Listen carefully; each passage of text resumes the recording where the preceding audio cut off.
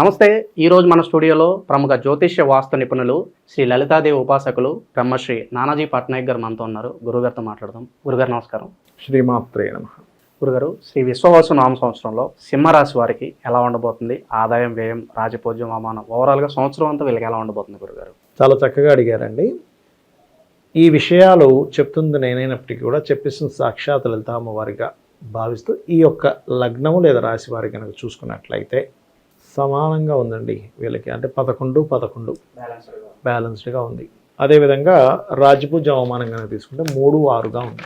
అంటే రాజ్యపూజ్యం 3, అవమానించే వాళ్ళ సంఖ్య 6గా ఉంది. సో ఇది మనం మార్చుకోవాలి. అయితే ఇక్కడ చాలామందికి ఏమనిపిస్తుందంటే అయ్యో సమానంగా ఉందంటే అయ్యో రూపాయి మిగలట్లేదు కదా అంటారు. ఇక్కడ మనం పాజిటివ్ థింకింగ్, నెగిటివ్ థింకింగ్ రెండు ఉంటాయి. మనకి చూడండి, ఒక 11 లక్షలు ఖర్చు అయినప్పుడు 11 లక్షలు వస్తున్నాయండి. అమ్మయ్య నాకు సరిపోయేటట్టు భగవంతుడు ఇస్తున్నాడు, ఇది పాజిటివ్ థింకింగ్. నాకు రూపాయి మిగలట్లేదు, నెగిటివ్ థింకింగ్. ఓకే, అలాగే 3-6 ఉంది.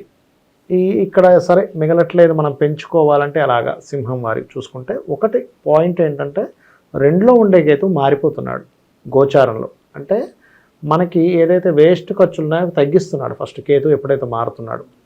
అదేవిధంగా 2వ స్థానం కనుక వీళ్ళకి బాగా యాక్టివ్ అవ్వాలంటే ఎప్పుడైనా గుర్తుపెట్టుకోండి, వీళ్ళు పర్టికులర్గా శని శుక్ర గ్రహాల దగ్గర దీపారాధన చేయాలి.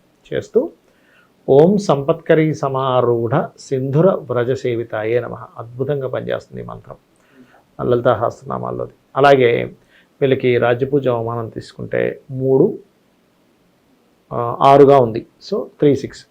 రాజ్యపూజ్యం పెరగాలి అంటే ఏం చేయాలి అంటే వీళ్ళకి బొబ్బర్లు దానంగా ఇస్తుండాలి. వీళ్ళు ఎవరికైనా పురోహితుడికి, లేదంటే మనకి బొబ్బర్లు దానం ఇవ్వడం కష్టం అవుతుంది అనుకుంటే కనుక చపాతీస్ ఉంటాయి మనకి. 3 తేనె పూసినటువంటి చపాతీలు, అంటే నూనె వేయకుండా వేసి తేనెని పూసి 3 చపాతీలు చిన్న చిన్న ముక్కలుగా చేసి, ఇందాక నేను చెప్పాను చూసారా అమ్మవారికి సంబంధించినటువంటిది ఏదైతే మనం ఓం మాణిక్యం ఒకటాకార జానుద్వై విరాజితాయ నమః అది కనుక గోవుకు తినిపిస్తూ ఉంటే రాజ్యపూజ్యం ఖచ్చితంగా పెరుగుతుంది. దాంతోపాటు అదే గోశాలలో కూర్చొని శ్రీమాత్రే నమః అనే మంత్రం కనుక చేసుకోగలిగితే ఖచ్చితంగా అవమానం తగ్గుతుంది. అయితే వీరికి ఈ సంవత్సరం అష్టమ శని ప్రారంభం అవుతుంది. మనం ఎప్పుడు కూడా నేను ఒకటి చెప్తూ ఉంటా, మీకు ఏలినాడు శని, అష్టమ శని, అర్ధాష్టమ శని ఏది ప్రారంభమైనా ఒకటి గుర్తుపెట్టుకోండి, శ్రమ చేసేవాడి జోలికి శని రాడు, ఇంట్లో పడుకునేవాడి దగ్గరికి శని వస్తాడు. అపోహలు ఎక్కువైపోయింది, ఇదంతా గడ్డు కాలం అని చెప్పి భావిస్తూ ఉంటాం. అవును, శ్రమ కారకుడు అండి శని. ఎప్పుడైనా సరే ఎవరికైనా ఇట్లాంటిది వచ్చినప్పుడు మధ్యాహ్నం నిద్రపోకూడదు, శ్రమిస్తూ ఉండాలి, ఏదో పని పెట్టుకోవాలి. అప్పుడు శని ఆనందిస్తాడట. శ్రామికుల్ని గౌరవించాలి. ఇప్పుడు శని మనకి బాగా చేయాలనుకోండి, మనతో పాటు శ్రమించేవాడికి మనం గౌరవం ఇవ్వాలి. శ్రమించేవాడికి గౌరవం ఇవ్వకపోతే కూడా శని మనల్ని ఇబ్బంది పెడతాడు, గుర్తుపెట్టుకోండి. ఒకటి శ్రమని దోచుకున్నా శని మనల్ని పట్టుకుంటాడు. ఒక్కోసారి చూడండి, కొన్ని మనం చూస్తుంటాం, ఇంత కష్టపడి వాళ్ళు చేస్తే వాడికి డబ్బులు ఇవ్వకుండా ఎగ్గొడతాడు. అసలు అది ఎక్కడ తగలాలి అక్కడ తగులుతుందండి. అమ్మో, అసలు అది కర్మ మామూలు వదిలిపెట్టదు. ఎందుకంటే కర్మకారకుడు కాబట్టి ఆయన ఫలితం ఉంటుంది. అయితే అష్టమ శని ఉన్నప్పుడు ఎప్పుడైనా ఒకటే గుర్తుపెట్టుకోవాలి, ఓకే నేను కొత్త విషయం నేర్చుకోవడానికి 1-4 సార్లు నాకు పనులు అవుతాయి, ఫైన్ నేను నేర్చుకుంటా అనుకుని ముందుకు వెళ్ళిపోతూ పర్టికులర్గా ఓం అనాకలిత సాదృశ్య చుబుక శ్రీ విరాజితాయే నమః అనే మంత్రం అష్టమ శని ప్రభావాన్ని తగ్గిస్తుంది. కాకపోతే అష్టమ శనిలో ఏమవుతాయంటే సర్వసాధారణంగా వర్క్స్ లేట్ అవ్వడము, పూర్వీకుల ఆస్తులు ఏవైనా ఉంటే ఆ విషయంలో కొన్ని స్లో డౌన్ అవుతుంటాయి. ఆ వర్క్స్, ఆ పేపర్ వర్క్స్ కావచ్చు, ఇట్లాంటివి కొంచెం ఇబ్బందిస్తూ ఉంటుంది. అది ఒకటి మెయిన్గా చూసుకోవాలి. అలాగే వీళ్ళకి కేతువు మారుతున్నాడు అని చెప్పుకున్నాము. గురువు 11లోకి వస్తున్నాడు. అదొక మంచి ఇది చెప్పాలంటే, గురువు 11th హౌస్లోకి రావడం వల్ల కలిగే ఫలితాలు ఏమిటి అంటే, ఒకటి కొత్త కాంట్రాక్ట్స్ ఏవైతే వీళ్ళు ప్రారంభిద్దాం అనుకుంటారు, చాలా రోజుల నుంచి నేను ప్రారంభించాలి అనుకుంటాం కానీ ప్రారంభించలేకపోతుంటాం. వీరికి గురువు లాభస్థానంలోకి వచ్చినందుకు ప్రారంభించేటువంటివి ఏవైతే పెండింగ్లో ఉండి ఆగిపోయాయో ఈ సంవత్సరం వీరికి ఖచ్చితంగా అవి ప్రారంభమవుతాయి.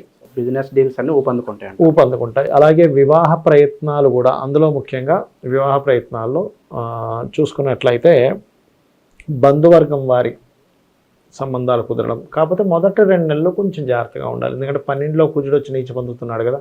ఆల్రెడీ వివాహం అయిన వారికి కూడా ఏదైనా జీవిత భాగస్వామితో అనవసరమైన ఘర్షణలు, గొడవలు, చిన్న చిన్న విషయాలకే ఉద్రేకం తెచ్చుకోవడం, కోపం తెచ్చుకోవడం, నన్ను ఇంత మాట అంటావా అని ఈగో తెచ్చుకోవడం, ఇట్లాంటివి పెరుగుతుంటాయి. ఫస్ట్ 2-3 మంత్స్ కొంచెం జాగ్రత్తగా ఉండాలి ఆ విషయంలో. అది మెయిన్గా చూసుకుంటే కనుక వీళ్ళకి గురుబలం ఉంది ఈ సంవత్సరం. గురుబలం 7వ స్థానాన్ని చూస్తుంది, 3వ స్థానాన్ని చూస్తుంది. అలాంటప్పుడు ప్రయత్నాలు ఫలిస్తాయి, వివాహ ప్రయత్నాలు సక్సెస్ అవుతాయి అన్నమాట. అది మెయిన్గా. ఇక ఆరోగ్యపరంగా గురుగారు ఎలా ఉండబోతుంది వీళ్ళకి మరి? ఆరోగ్యపరంగా అంటే ఒకటేనండి, వీరికి కొంచెం లగ్నంలో కేతు వచ్చేటప్పుడు ఎప్పుడు కూడా కొంచెం కొంతమంది మైగ్రేన్స్ వస్తుంటాయి సార్, ఆ విషయంలో కొంచెం జాగ్రత్తగా ఉండాలి. రెండవది ఏమిటంటే వీళ్ళకి ఆరోగ్యాన్ని ఇచ్చే కారకుడు ఎవరైతే ఉన్నారో షష్టమాధిపతి అష్టమంలో ఉంటున్నాడు. సహజంగా షష్టమాధిపతి అష్టమం అనేది విపరీత రాజయోగమే చెప్పాలంటే, అది గోచారంలో వచ్చినా జన్మజాతకంలో వచ్చినా. కాకపోతే ఈ గ్యాస్ కడుపులో కొంచెం గ్యాస్ ప్రాబ్లమ్స్ రావడము, కొంచెం ఇట్లాంటివి, కొంచెం కాళ్ళు లాగడం, ఇట్లాంటివి కొద్దిగా వస్తూ ఉంటాయి. అది కొంచెం చూసుకోవాలి. ఇది మార్చి నెల అంటేనే ఎగ్జామ్ సీజను. మరి విద్యార్థుల పర్సెంట్ గురుగారు, అలాగే విదేశాలకు వెళ్ళాలనుకునే వాళ్ళకి ఏదైనా గుడ్ న్యూస్ ఉందా? విదేశాలకు వెళ్ళాలనుకునేవారు మాత్రం ఈ 3 నెలలు, స్టార్టింగ్ 3 నెలలు కొంచెం జాగ్రత్తగానే ఉండాలని చెప్తానండి. ఎందుకంటే సహజంగా మనందరికీ విదేశాల్లో ఉండేటువంటి పరిస్థితులు ఎలా ఉన్నాయో మనందరికీ తెలిసిన విషయమే. దాంతోపాటు సింహలగ్నం వారికి 12వ స్థానంలో కుజుడు ఉన్నాడు. ఎవరైనా ఇంకా తప్పదు వెళ్ళాలి అనుకుంటే ఒక టెక్నిక్ ఏంటంటే, అంటే ఒక చిన్న ఇది, రోజు ఉదయము సాయంత్రము ఆ యొక్క ఆంజనేయ స్వామిని భక్తి శ్రద్ధలతో మార్నింగ్ ఈవినింగ్ కనుక హనుమాన్ చాలీసా చదువుకున్నట్లయితే ఖచ్చితంగా వీళ్ళకి విదేశీ వెళ్ళేటువంటి యోగము కలుగుతుంది. ఎందుకంటే వాయుపుత్రుడు, వాయు గమనం మనం వెళ్ళాల్సింది. ఇప్పుడు వాయుపుత్రుడి యొక్క అనుగ్రహం కలిగిందంటే పెద్ద సమస్య కాదు. అలాగే విద్యార్థులకు కూడా కాస్త 4వ అధిపతి భాగ్యాధిపతి కుజుడు అండి, సింహలగ్నానికి కానీ సింహరాశికి కానీ. సో కుజుడు ఎప్పుడైతే నీచంలో ఉన్నాడో కొంచెం మొదటి 3 నెలలు మాత్రం ఈ చదువులో కొంచెం ఎక్కువ స్ట్రెస్ అవుతారు. తర్వాత చాలా బాగుంటుంది. మరి తర్వాత ఏం ప్రాబ్లం ఏమి ఉండదు. జస్ట్ జూన్ వరకే, దాని తర్వాత చాలా బాగుంటుంది. ఉద్యోగస్తులు, వ్యాపారస్తులు వీళ్ళకి ఎలా ఉండబోతుంది గురుగారు? వ్యాపారస్తుల విషయంలో తీసుకుంటే కనుక లాభంలో గురువు అండి. సో లాభంలో గురువు మంచివాడు వ్యాపారాల విషయంలో.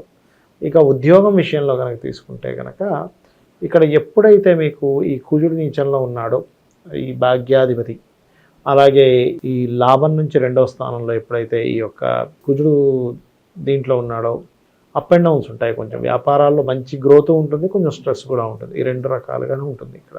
భూమికి సంబంధించిన వ్యవహారాలు గురుగారు, భూములు కొనడం కావచ్చు, అమ్మడం కావచ్చు, ఇంకా స్టాక్ మార్కెట్, రియల్ ఎస్టేట్లో పెట్టుబడులు, వీటి వ్యవహారాలు ఈ సంవత్సరాలు ఎలా ఉండబోతున్నాయి? రైతులు కానివ్వండి, రియల్ ఎస్టేట్ రంగాల్లో ఉండేవారు కానివ్వండి, రియల్ ఎస్టేట్ మీడియేటింగ్ చేసే వాళ్ళు కానివ్వండి, కన్స్ట్రక్షన్ రంగాల్లో వాళ్ళు కానివ్వండి, ఇవన్నీ కూడా కొంచెం జూన్ వరకు కొంచెం అప్ అండ్ డౌన్స్ చూపిస్తున్నాయి. కాబట్టి వీళ్ళు పర్టికులర్గా ఇక్కడ ఏంటంటే జూన్ వరకు ఈ విషయాల్లో జాగ్రత్తగానే ఉండాలని చెప్తాను. అందులో ముఖ్యంగా ఎర్రమట్టి ఉంటుంది చూసారా, ఎర్రమట్టిలో వ్యవసాయం చేసేటువంటి వారు కొంచెం జాగ్రత్తగా ఉండాలి. ఎందుకంటే ఈ సంవత్సరం సహజంగా కూడా విశ్వాసనామ సంవత్సరంలో మొదటి 2-3 నెలలు సడన్గా వాటర్ అంటే మంచి ఎండ కనిపిస్తుంది, సడన్గా వర్షం పడుతుంది. ఎందుకు అంటే జలరాశుల్లోకి కుజుడు వచ్చాడు. జలరాశులు మరొక జలరాశి మెయిన్ రాశిలోకి శని రాహువులు ఉంటున్నారు. ఈ శని రాహువులు ఉంటూ కోణంలో కుజుడినప్పుడు ఏమవుతుందంటే ఆకస్మికంగా వర్షాలు వస్తూ ఉంటాయి, ఆకస్మికంగా వాటర్ వస్తూ ఉంటుంది. సో ఈ విషయంలో జాగ్రత్తగా ఉండాలి.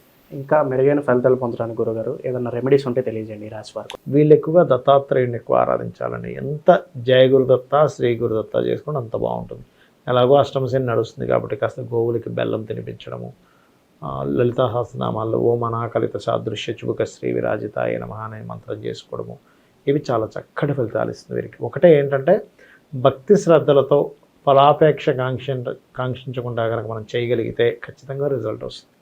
చాలా బాగా వివరించారు గురుగారు, ధన్యవాదాలు. శ్రీమాత్రే నమః.